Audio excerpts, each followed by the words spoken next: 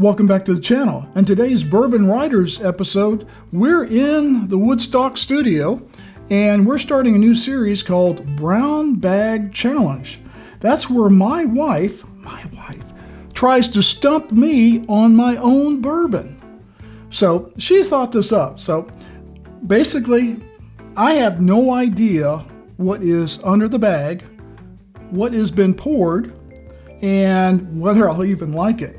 So we're going to rate the smell and the taste, and we're going to see if I can guess which one it is. Now, I've got probably 15, 16 bourbons at this point, so not a huge haul, but I'm no connoisseur, so let's see how this goes.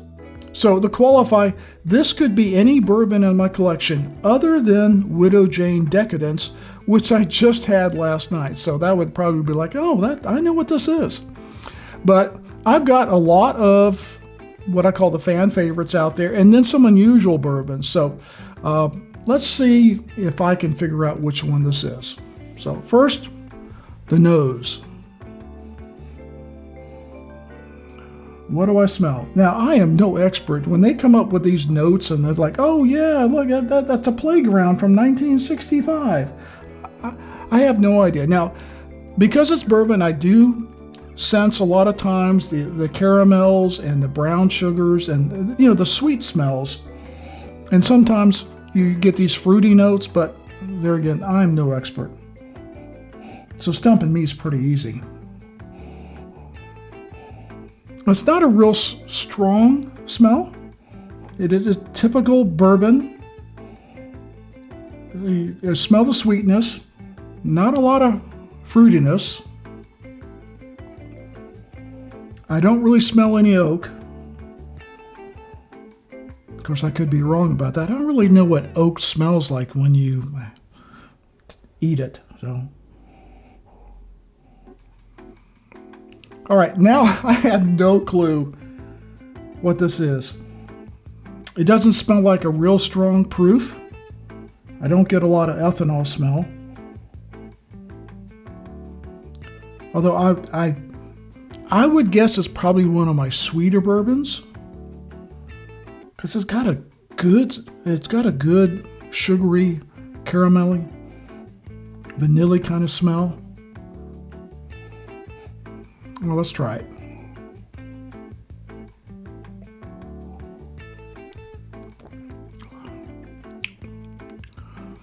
A little bit of ethanol on the first sip.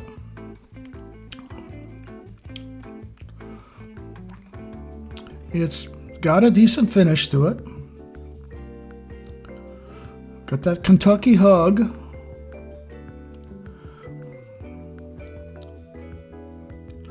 Oh, I don't know. This is going to be a hard one.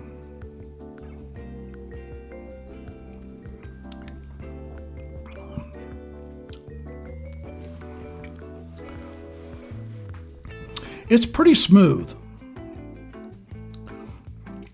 I would almost... It reminds me of the Bibb and Tucker that I got a little while back. Nice and smooth. A little bit of that Kentucky hug going on. Nothing bold like Old Forester. Old Forester 1910 in particular is in my collection.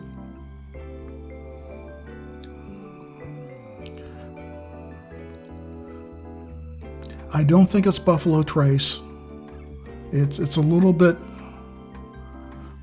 It just seems a little bit too bold for Buffalo Trace or Woodford Reserve, which I think is pretty darn close, the two of them.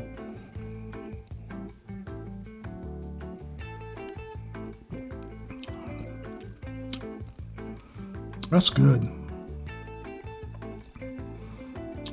It's not the unicorn.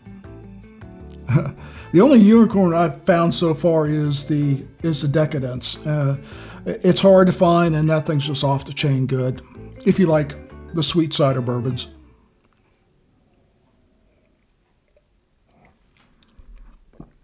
Oh, this one's stumping me so bad. This is really good. I know it's not the Larceny. I don't think it's the Elijah Craig. This is a little more bold flavor, and I think not Buffalo Trace, not Woodford Reserve, not their double oak. I'm saying Bibb and Tucker. Let's see how wrong I am. Well, I don't want to be wrong, so I'm going to try it again.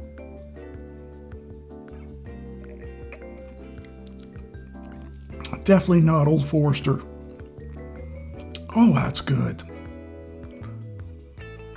What is that? I'm going to stay with Bibb and Tucker. All right, you ready for the reveal?